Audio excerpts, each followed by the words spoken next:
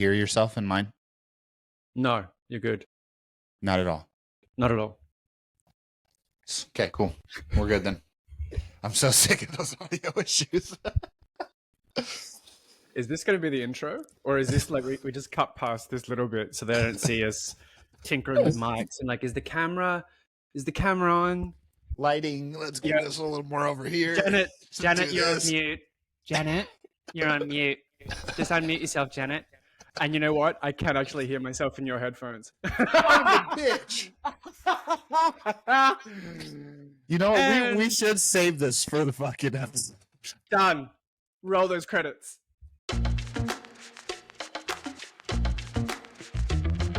From Sydney, Australia, all the way to Portland, USA, two misfits hang out after class to riff on the B-sides of professional life. These are your professional misfits. Professional. All the way from Sydney, Australia, I'm your host, Christopher Sellers. And from Portland, Oregon, I'm Broedy Ipox. And we are your professional misfits, where we riff on the B-sides of professional life. And we're halfway there, Broedy, season 3, episode 5. Misfits, you know what time it is. It's interval time. So if you haven't joined us for an interval before, basically we throw your regularly scheduled programming out the window and invite you to come sit down, chill out, grab a seat on the couch, and just talk on everyday shit of like what's going on. Broedy, what's going on? What are you doing with your life? Too much. Oh my god. Holy shit. I'm so busy.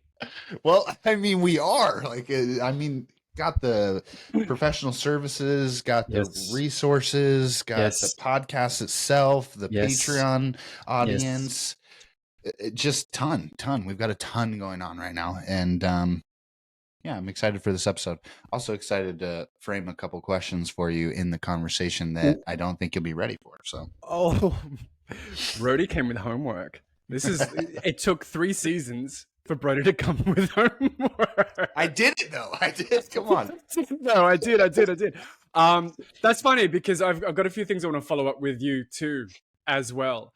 But before we jump into that, here's a special segment and a special trigger warning and guest announcement from our sponsor.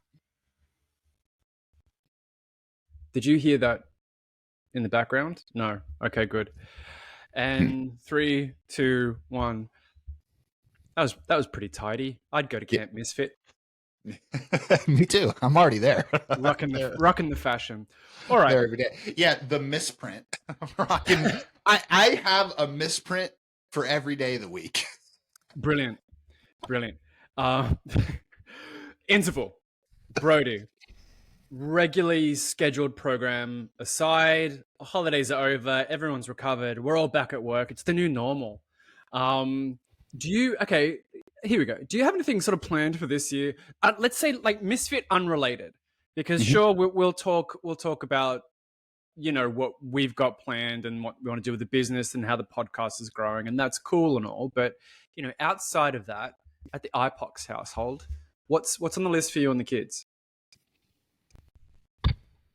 There's a lot going on there too. I think before the baby girl gets here and the family gets bigger, we're looking at bigger housing. So that's a big one.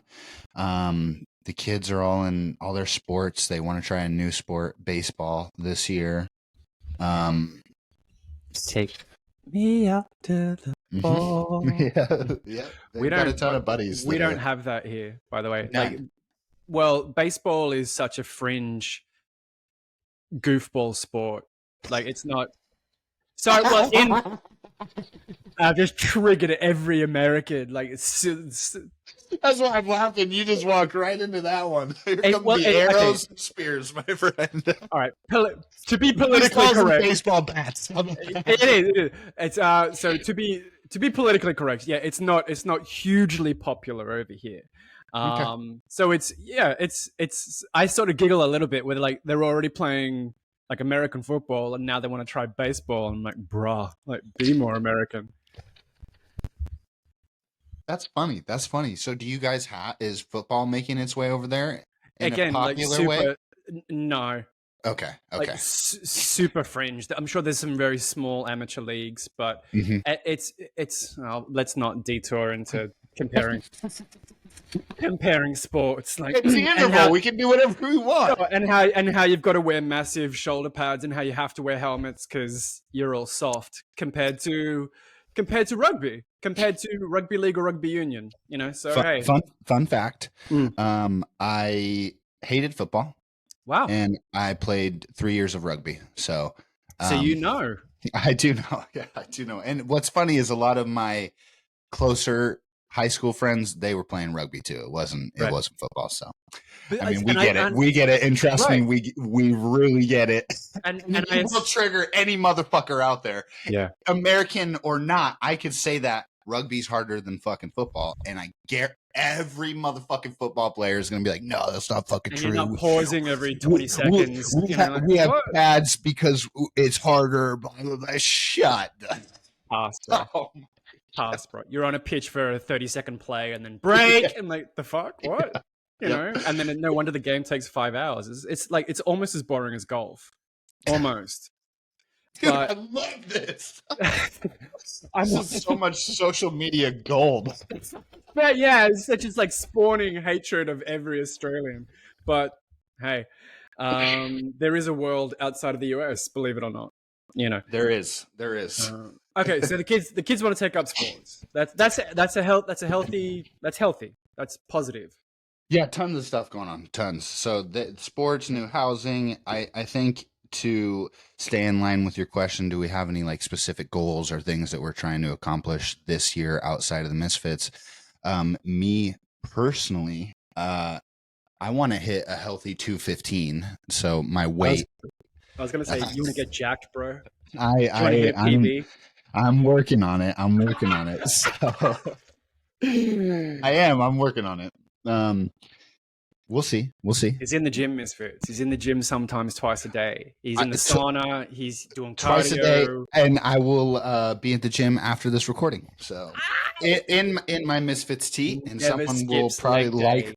You know what's funny is I'm actually today skipping leg day because my workout partner is skipping on me, and I'll tell you this, Misfits, fucking brutally, honestly, I don't touch leg day unless someone's with me. I can't do it.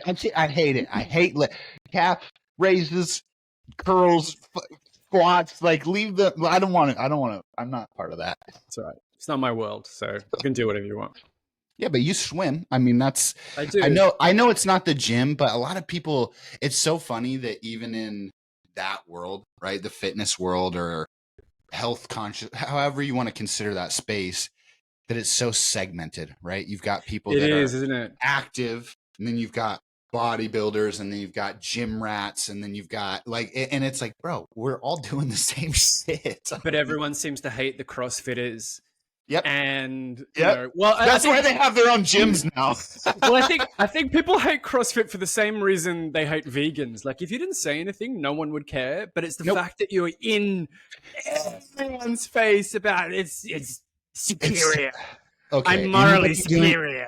Anybody doing CrossFit, feel free to check me in the comments. But I'm going to say this. Every time I think of CrossFit, I think of like 80s and 90s fitness videos where people are like... Aerobics! Yes!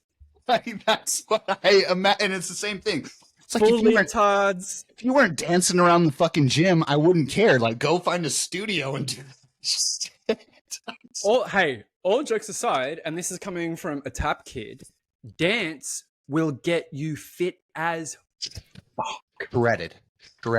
Shredded, and your accessory muscles pumped in the best fucking possible way. Coordination, and for all the gents out there, it is 10 females to every male, and it is 20 females to every straight male. So why do you think I got into the arts?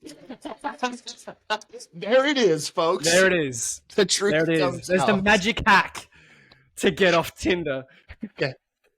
Take a dance class. Learn how to tap. Learn how to salsa. Yeah, what? Go shoot. Speaking of that,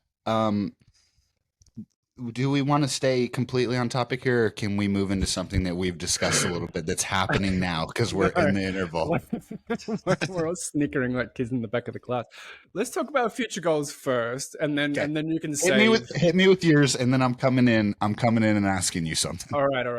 So, well, I wanted to call us out a little bit because end of season 2, we made some pretty bold claims around this is what's coming. This is what's coming. And so I guess for the Misfits who are following at home, it's worthwhile giving a little bit of an update of where we're at, times of recording, when this will be released, what our plans are and all this sort of stuff. Again, like Misfit stuff aside. So you may have heard me mention like a fintech that I designed, and then we're seeking funding and blah, blah, blah, blah, blah. And it was to the tune of like 100 million for all these outrageous sums, but that's sort of what we're eligible for and what we're in line for. So the a lot of waiting, obviously, over the holiday period, and you have no control over any of this. The update to that is the group, the funding group who are looking to invest this 100 million into projects like ours, at the moment are also looking to buy the bank of Samoa. So we seem to be on the same table as this kind of investment and infrastructure. So, and that's the only update I have, Misfits. So I thought, look, I'm just going to touch on it now because I know I kind of called our shot in December. I hate talking about things that aren't a certainty because you never want to be that LinkedIn entrepreneur douchebag who's like, this is coming, big things and disruptor and change the world. And I'm like, and then 3 months later, it's crickets. Exactly. Only it was just full of shit the whole time, or it was another crypto scam. And so and I want to protect it a little bit and protect me and also respect Robert, who's, my business partner. So that's what that's at. In retrospect, you've done beautifully. I think there's a lot of people that wouldn't be able to have given any level of insight that you've been able to give. And it would come off more cryptic and like you're talking about where it's like with you, and I mean, correct me if I'm wrong, but with you, it's more about the experience and the internalizations of what's happening within it than it is the actual outcome of said funding, right? Like, it's not like we get 100 mil and then it ends there. Like this and then I'm set, right. I can buy the Bugatti and the Rolex and like peace out, bitches. Yeah. No, well, no, not right now. Anyway, and thank you because you try to walk that fine line between being honest and transparent about like where we're at, what we're building, what we're doing, because that's why you guys are here, right? So we kind of can demonstrate that you're allowed to live life and do projects and love and relationships and all these things differently. And part of that is letting you guys into our world and behind the scenes of what we're also doing outside of podcasts and other projects and things. At the same time, you don't want to become this artificial hype beast of whatever. All I'll say is you don't get 100. You don't become eligible for 100 million worth of international funding with a shit idea. I'll say that much. And for $100 million worth of investment, which is great because I've said that to you. You've had some trouble sitting in that, and to hear you come back and say that now. New year, new goals, new perspective. That's refreshing because again, it's the same perspective I've had. How many fucking ideas even made it to consideration, let alone actually having a conversation about it? And like you said, being on the same table as some things as impactful as buying a fucking bank. And what I don't think a lot of people are getting is Bank of Samoa is not necessarily a small one. I did some research, like they're not necessarily small. So that's a big fucking deal, man. Like I wish I could give you a clap on the back, Well, like it is, but at the same time, it isn't, because if they go that way, we're more than likely left on the shelf for a certain period of time. And so what can you do in this? And if anyone knows me, they know I'm extraordinarily impatient and I'm not good with universal timing and all this sort of shit. It's like, no, if I want things, you make them happen, and you make them happen by being proactive. So like, what can I do in this sort of downtime Well, one thing I'd want to say to the Misfits though, example of your situation is that, honest to God, again, I'm with you. I'm with you. If nothing happens, nothing happens. I mean, that's not, you can't really, again, feel like that's an accomplishment when nothing was accomplished. But again, at the same time, it's in retrospect. It's kind of the same thing that I tell you with followers, right? I've got tons of clients over the years that will make it to, let's say 1,000. 1,000's like a pretty good number to where people are like, oh, I should have more. When it's like, bro, do you know how much you pay to have fucking 30 people in a room at a fucking convention expo just so you can hawk your shit? And now you've got thousands in a fucking room, a digital room that's yours. That's yours. You design it. You decide what fucking gets plastered out there to the world. Like, it's this insane level of control and accessibility to the things that wouldn't have been before. And same to you, right? So for this thing, when it was a conceptual idea, it wasn't even, oh, we'd be on the same table as someone buying a bank, but you fucking are. So as regardless if that situation doesn't pan out, you made it to that fucking table. Don't tell me you can't make it to another. Don't tell me you can't make it to another. And that's a good point. That's for you two misfits out there. Like, if you've accomplished something recently and then again it kind of sinks in that it's not exactly the accomplishment you're looking for or want, perspective, because there's a lot of people out there not accomplishing jack shit. It's a very good point. Thank you. So there's that update. And so the goal for me this year is, apart from secure funding, is given where we're at Misfit wise and clients and business and all those sorts of things, this is the sort of project that we can run anywhere in the world. And so I'm looking to kind of set myself up as a digital nomad by halfway through this year. We're about, I want to say April. I think this comes out beginning of Feb. So see how we're doing, Misfits. But that's the plan, really. It's, sell the stuff I don't need. All the journals on the back shelf there, they'll go to the folks. Pack myself into my 2 suitcases. And that's an interesting question. What would Chris take? What would you take with you? Yes. What would you take? Not a lot. Interesting. It's like 2 bags worth of clothes. Yeah. All the art that's here will probably go to my folks' place and probably get put under my bed. I'd probably sell this bed and the mattress. I'd definitely take my camera. I'd take a laptop, decent pair of headphones. I'm pretty sure that's it. Oh, wait, Interesting. I have a little wooden man. I'm just going to shuff the camera around a little bit. He's just there next to my camera. So he's a little monk that's been carved from driftwood for everyone that's on Spotify and can't see it. I take him everywhere. I don't know. That. And it was something that my mum gave me. Yeah. That little dash of red that you can see in the plant.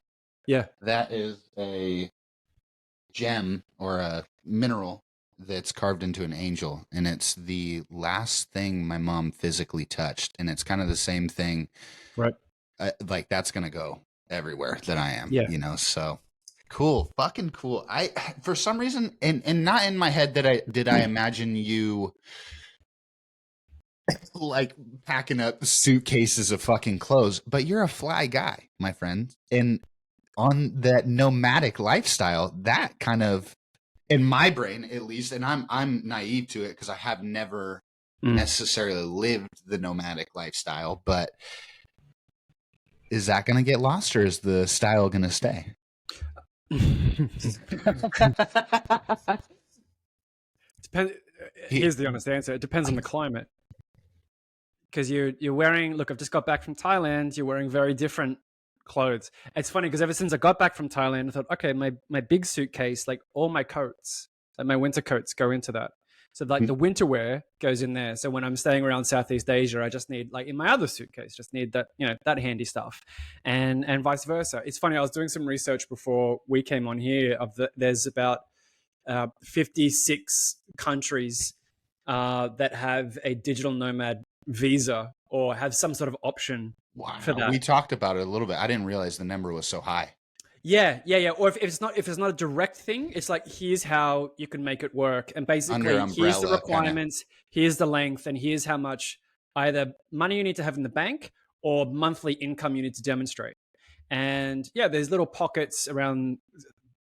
Interestingly, there's little pockets around Europe, a lot more than I realized. The Caribbean, South America. There's a lot of potential depending on where you want to be. So that's the goal and the direction, the pursuit of mine for the first half of this year, is to kind of make that a reality. The catch is then, Misfit, because I said at the end of season 2 I was going to produce a book of street photography. That's probably going to get put on hold because the cost of publishing, because it would have to be, I have found a publisher, but the cost of publishing is flights. So at the moment, I'd rather spend money on flights than produce a book, which is, it's a tinge of regret. But the good news is I still have all the artwork there. Like, I have all the artwork curated that would have made the book. Well, and you started the process. I think that's the hardest part. I think if you hadn't made the commitment to at least invest in that, it's a lot harder to then make the investment later, because you've already conditioned yourself to say, okay, this, not yet, for whatever reason. And it's funny too, and we talk about this a lot. I mean, shit changes overnight. We've got some stuff in the pipeline that, like we're talking about, could very easily set us up pretty quickly, and that narrative shifts to where, the next episode the Misfits are listening to, Chris is already in fucking Thailand or some shit. Well, and there's even I was looking at, there's like Finland and Estonia and little pockets in Germany and Portugal and Spain, and obviously Indonesia and Thailand, Barbados. It's question really, really while we're here. Yeah. And maybe we'll get some answers in the comments from the Misfits that are living this lifestyle as well. Is there a home base? So I know your stuff's going to be at your parents', you know what I mean? But like, and this is what I imagine, if I was ever to opt to live that lifestyle, number one, I have kids, so I have to have a home base. I have to, for all of us to come back to, for me to come back to, and then it's kind of like the hang your hat kind of feeling.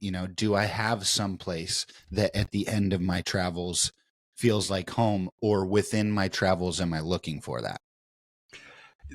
That's a good question. Because my initial response was going to be no, probably not, but I'll find one. Because even now, like, Australia and Sydney doesn't feel like home. And anyone who's been close to me, even my folks, have known, like, I've been itching to get off the island, like, since pre-COVID, And so here's, funnily enough, like, had we got an investment earlier from the Swedes for this fintech? Go back and listen to the episode to hear what I'm talking about. Season 2. Yeah, I would have left then. You know what I mean? I would have had like founder's salary, would have like jetted off to Thailand or wherever and gone, great, I'll start here. If you need me in Sweden, cool, I'll jump over to Sweden, say whenever, and I think it's more about finding my place, if I'm honest. So if and when major investment comes through, then sure, that will be my home base for some time. Right. That's unlikely to be Australia. It's more likely to be Europe and possibly the States. In the meantime, while I have this degree of flexibility, that would be fucking cool. That'd be interesting. That would be cool.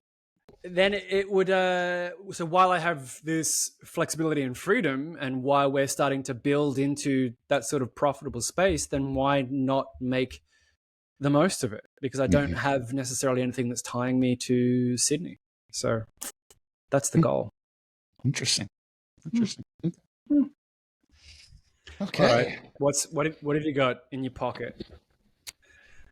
So one of the things that I wanted to talk about a little bit is it's funny that we started outside of Misfits, because again, we do talk a lot about this. I had this thought the other night. We are in the waiting game, right? We're in the waiting game, but we've set some groundwork that I just think a lot of people are glazing over or missing for themselves. And I think a lot of things are going to happen within the next 30 to 90 days. And what, and you, I mean, you mildly answered it with the fintech answer, but my question to you was, if we wake up tomorrow and there's 10,000 subscribers and 1 million views and the funding went through, I mean, tomorrow, what's your immediate next move? And it sounded like Thailand to me. I think, look, it would need some serious consideration. Thailand's, because I've done Chiang Mai and I've done Phuket, and they're two very different experiences. Just for the Misfits, you had mentioned that Chiang Mai is a little more street town than it is much more digital nomad oriented. Like there's a big hub there, so much so that really some really high quality cafes with very, very high speed internet, in the middle of this jungle, still like street vibe for a lot of it. You know what I mean? So it's really lent into this. And so the question for me is like, well, do I want to go somewhere first that is comfortable, that I kind of know, or do I really want to challenge myself and pick somewhere on the map that I've never been? So of course you're gonna pick somewhere on the fucking map. Probably. But I don't know. He would come in and he would put his finger on the fucking map and then just go. And go, Antigua. That sounds nice. Yeah. Cyprus looks beautiful, and it's got right on the ocean there and all that sort of stuff. Yeah, but it can't be too remote, because then I'd get super bored. Yeah, it requires some thought. But it would definitely be off this island. That's the first move. Okay, all right. Yeah, for me it'd be a home gym. Okay.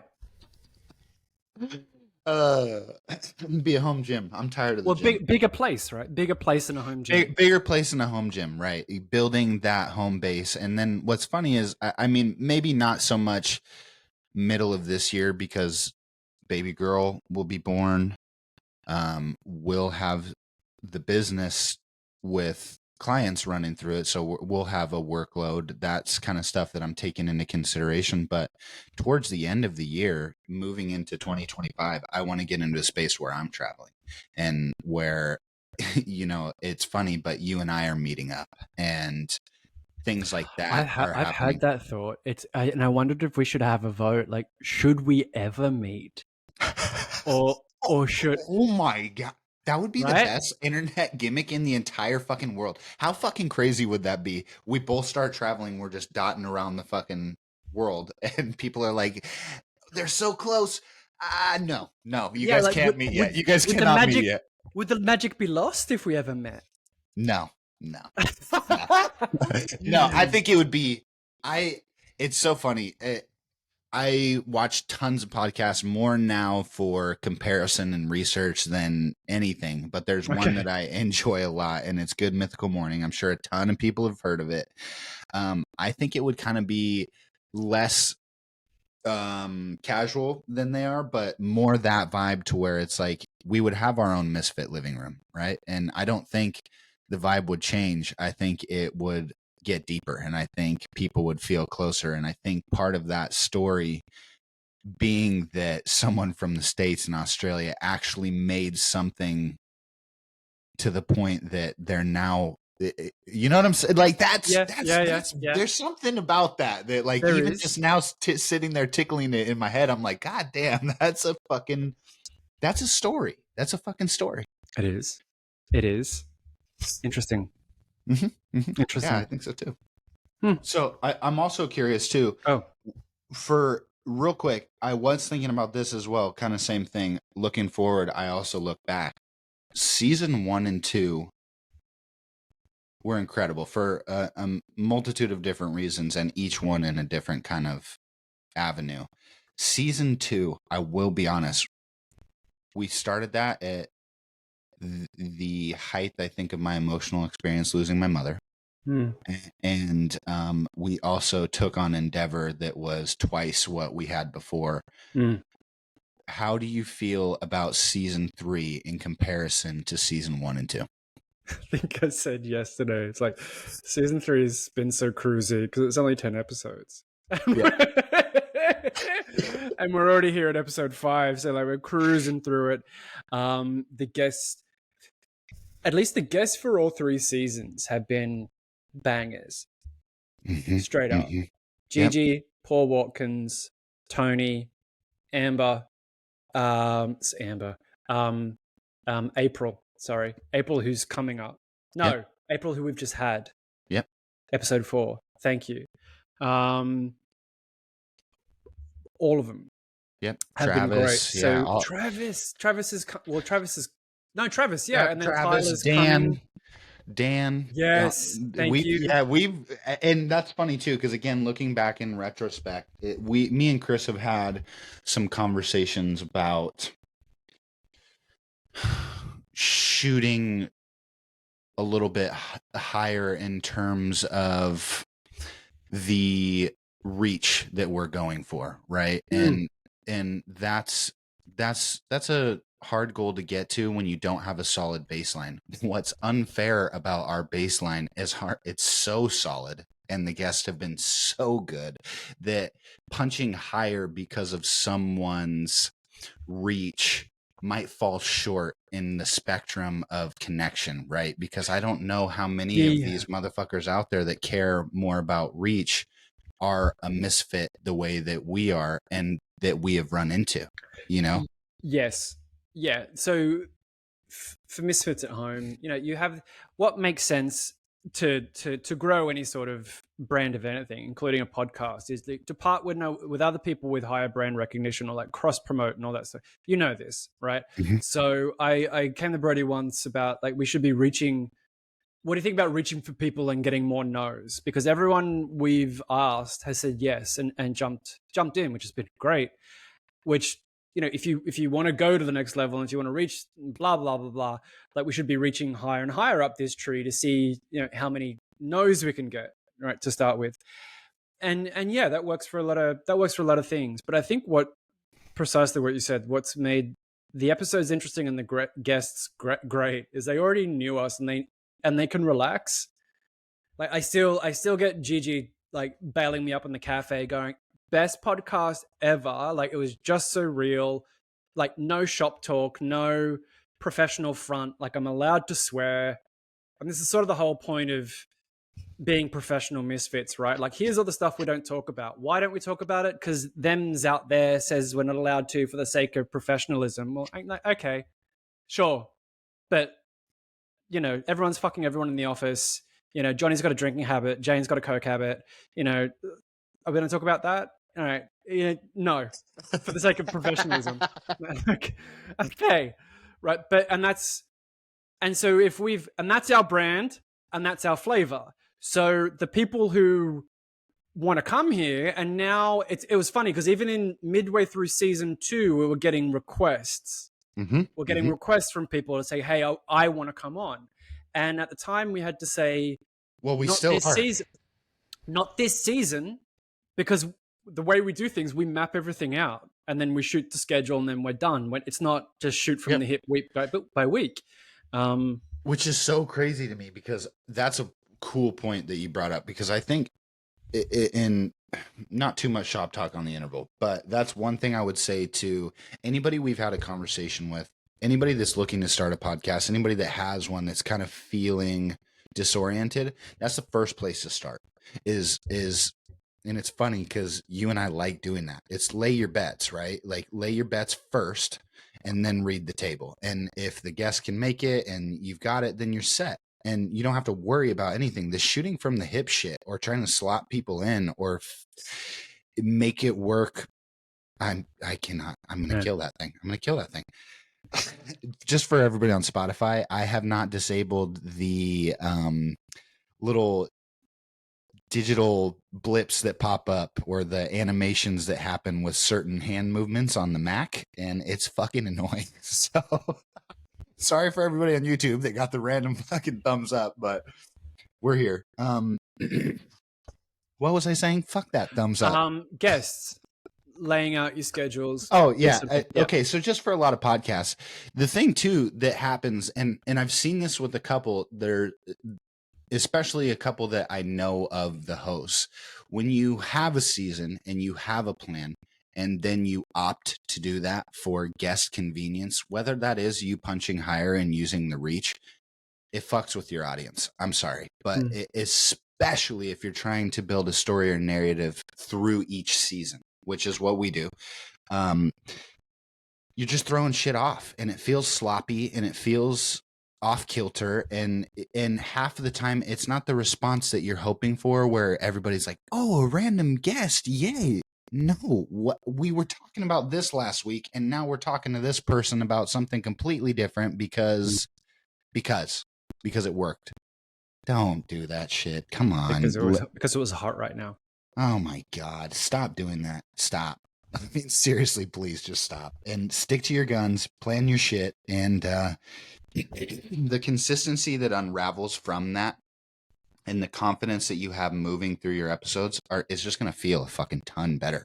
It's almost like you and I are able to relax on episodes even when we have a guest, because all the groundwork's been done. We're not trying to schedule you in. We're not trying to fucking fit like time zones and all this shit. We're already done. When we go to record with a guest, we're there recording with a guest. That's what it is. So just a little quick tip, just make that focus and don't try to fucking shiny object your fucking schedule or your season, because it just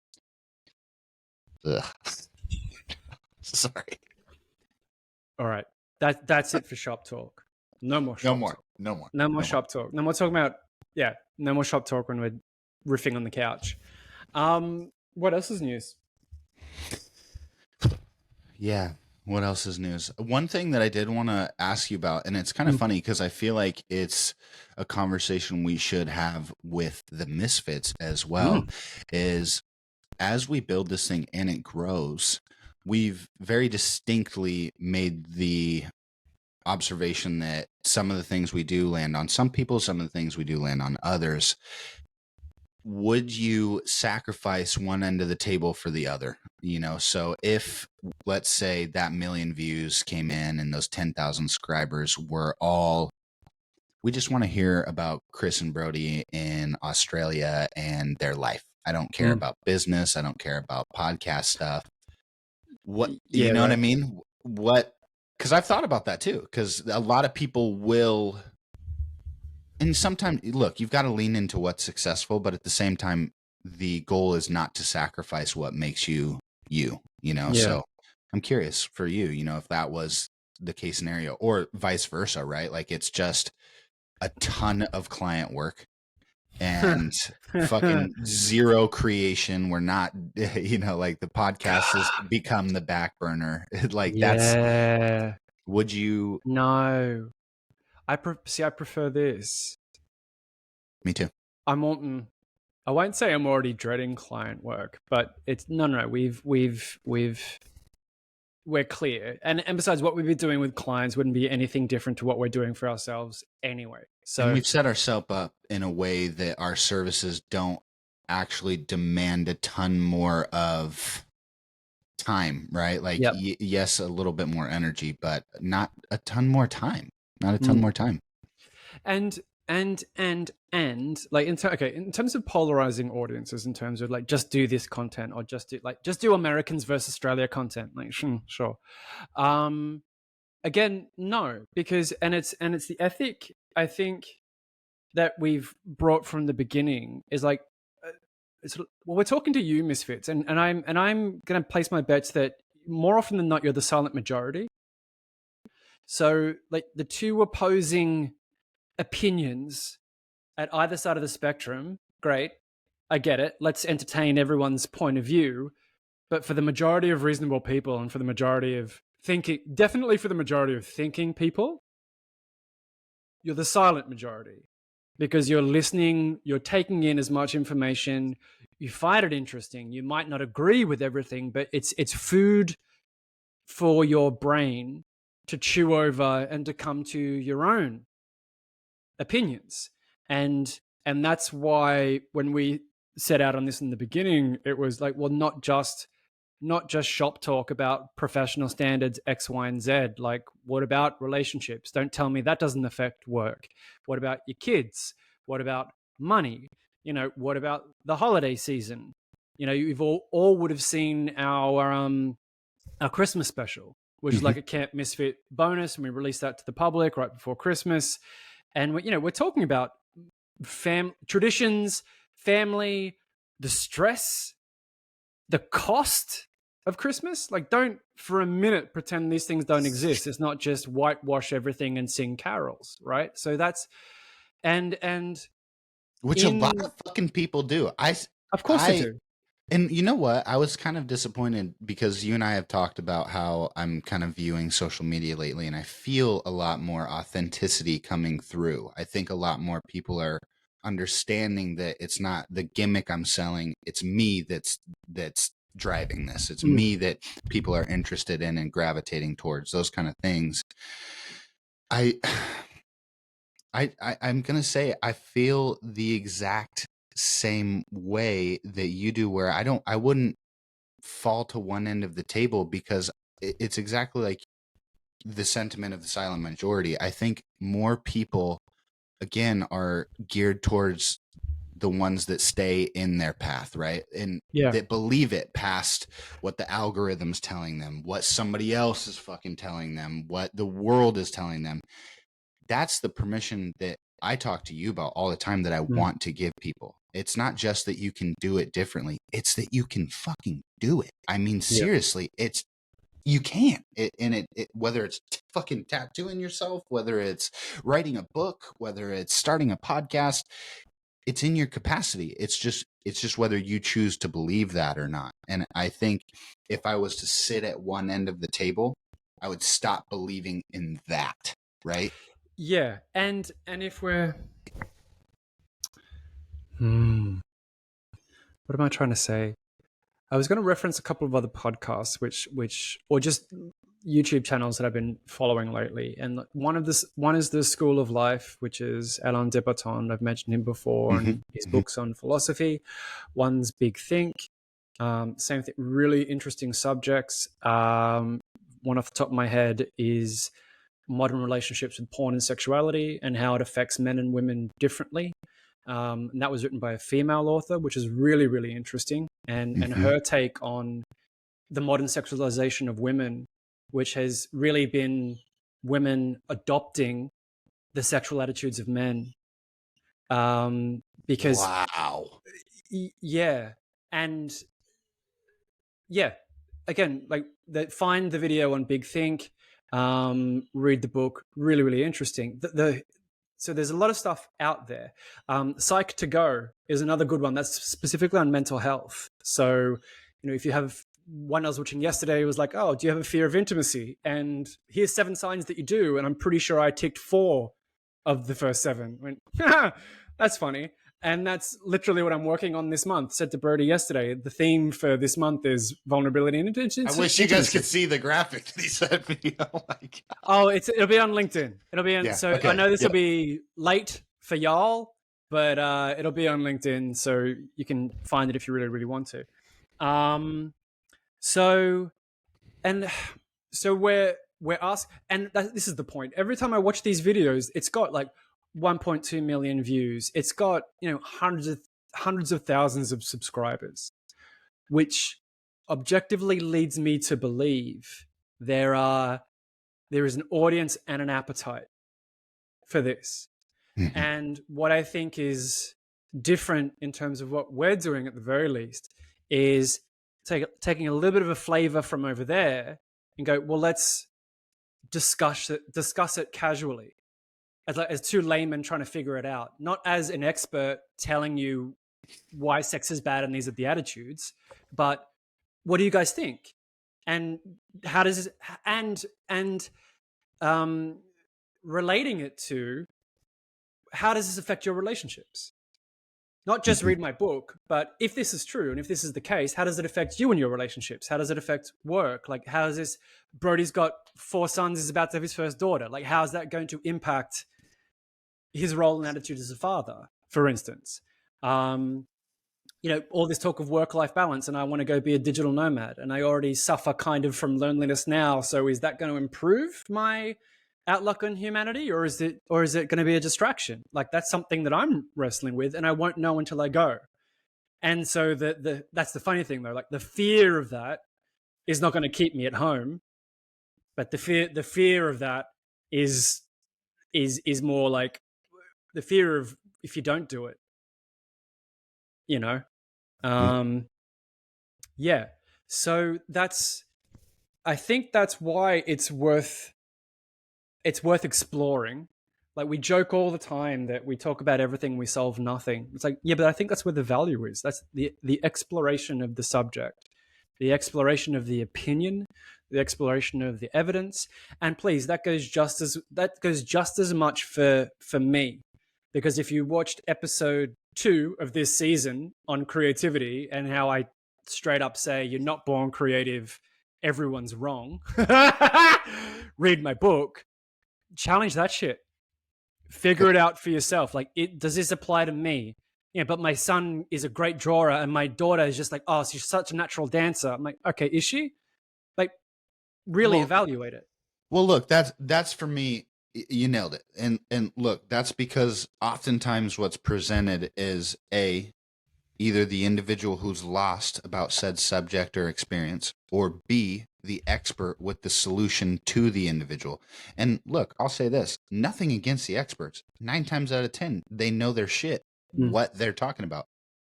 We're also fucking individual. It doesn't matter.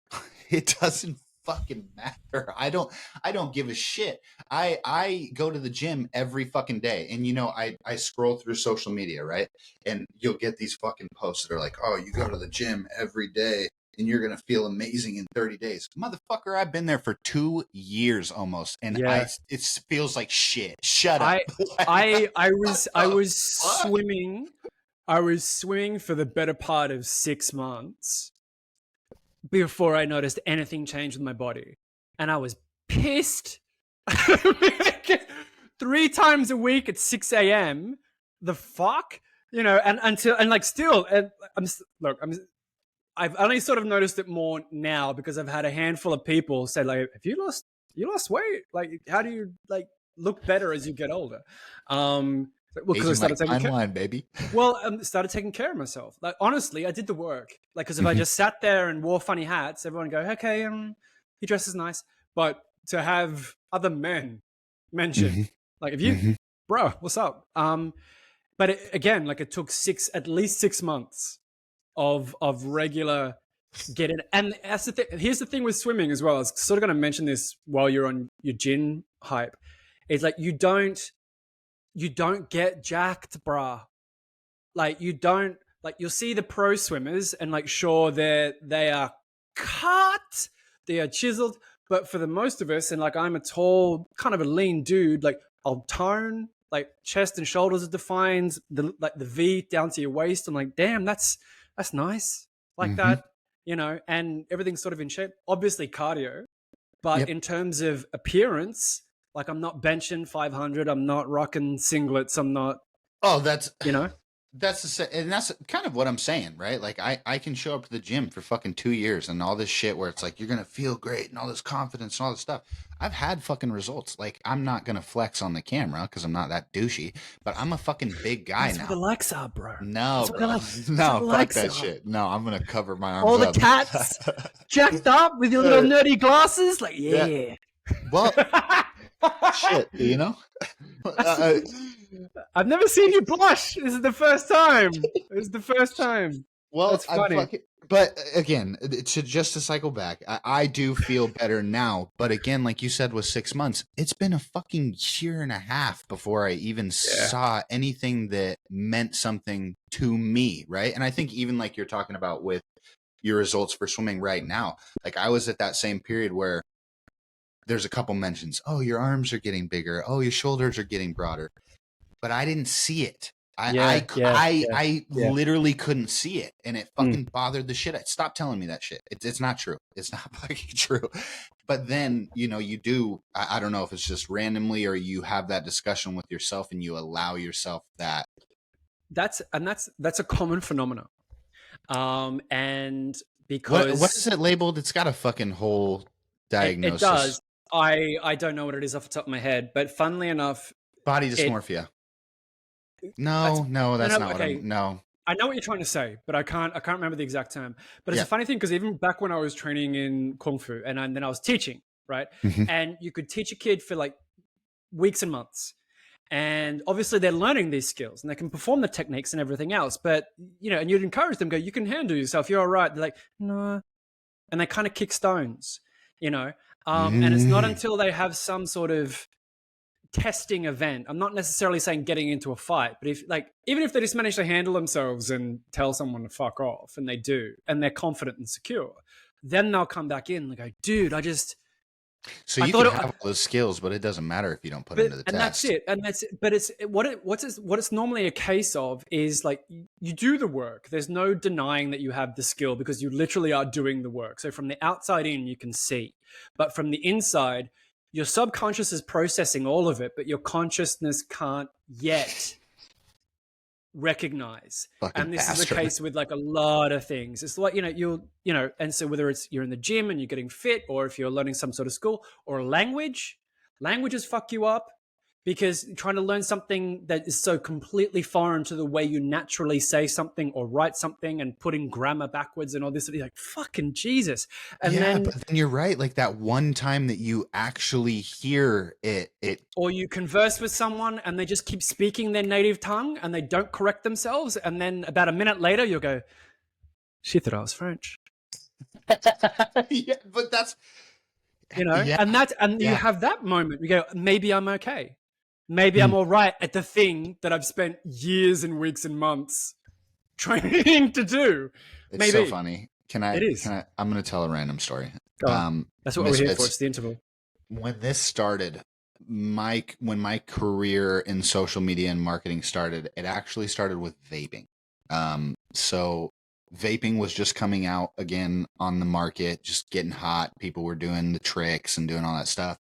I was one of those guys. I was young 20s. I fucking vaped them like just a motherfucker. Outed yourself, but okay. I know. I really did. I don't vape anymore, by the way. I don't vape anymore. But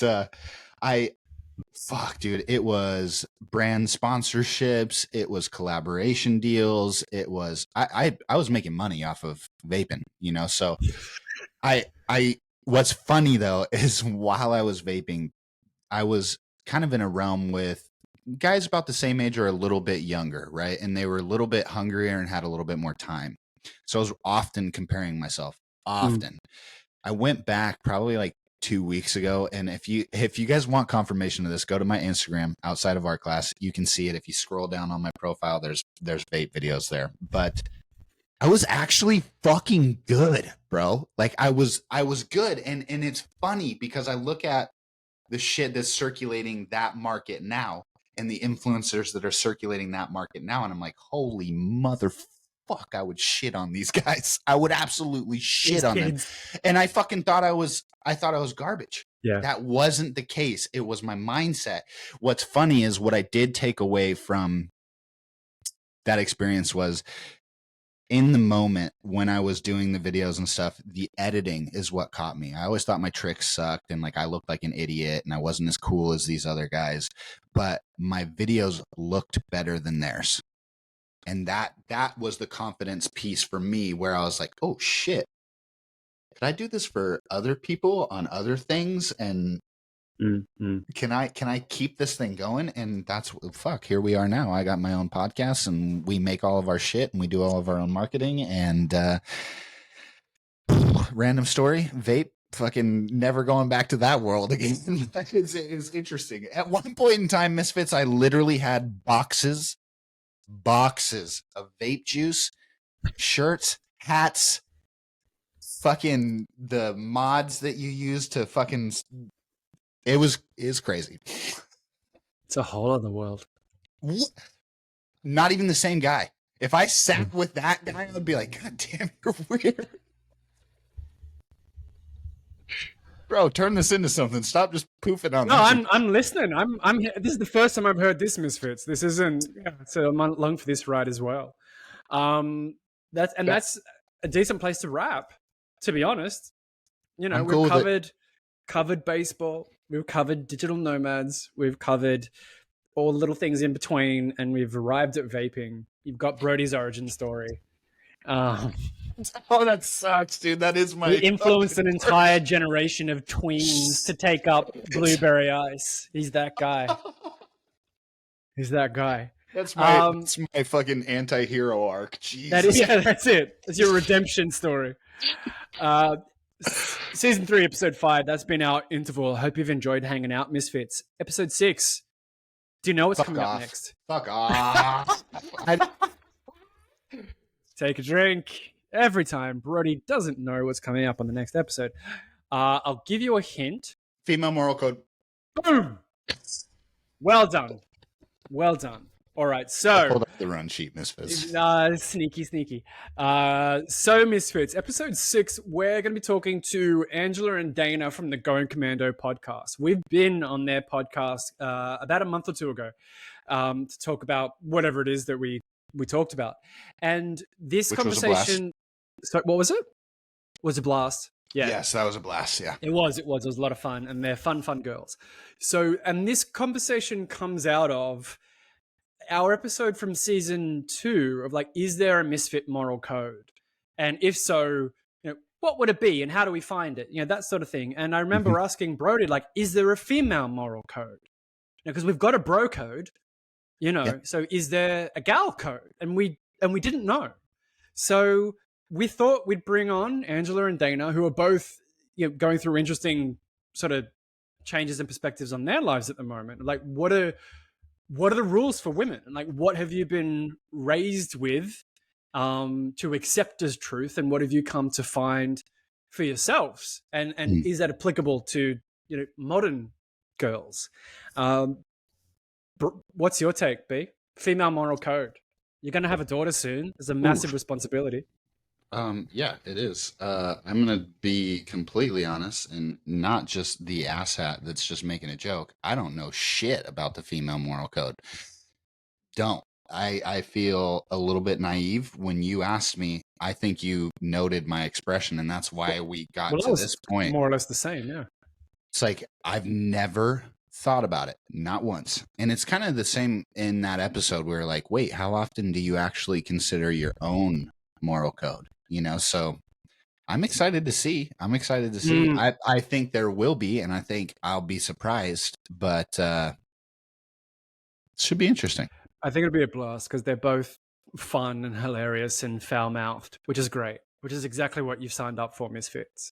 Yep. So, which P.S. freaking, I just found out, and you guys can know, and this is the last quip, Shop Talk is coming back. We won't be able to be monetized for our long form videos on YouTube because of our mouths, but that is okay because I've got a plan that'll come in season 4. No worries. I know I thought about it today, but keep the foul mouth thing going. No, they're not. I've got a plan. Misfits. Okay. Stay tuned. I'll update Chris and that'll be good. But yeah, watch your mouths. Watch your damn mouths. Interesting. So on that note, you can, every Wednesday, GMT, we release new episodes. If you're interested, you can join us at Camp Misfit to watch everything 2 weeks in advance and get sexy merch and resources for all of your podcast needs and sexy t-shirts that Brody's wearing and I had to change out of, so we weren't wearing the same t-shirt for an episode. Hey, to be fair, mine's a misprint. It's not the actual one. It is. Check out the website. You can see the real thing. It's much cleaner. So yes, on that note, I've been Chris. I've been Broedy. And you stay classy, Misfits. We'll see you on the next one.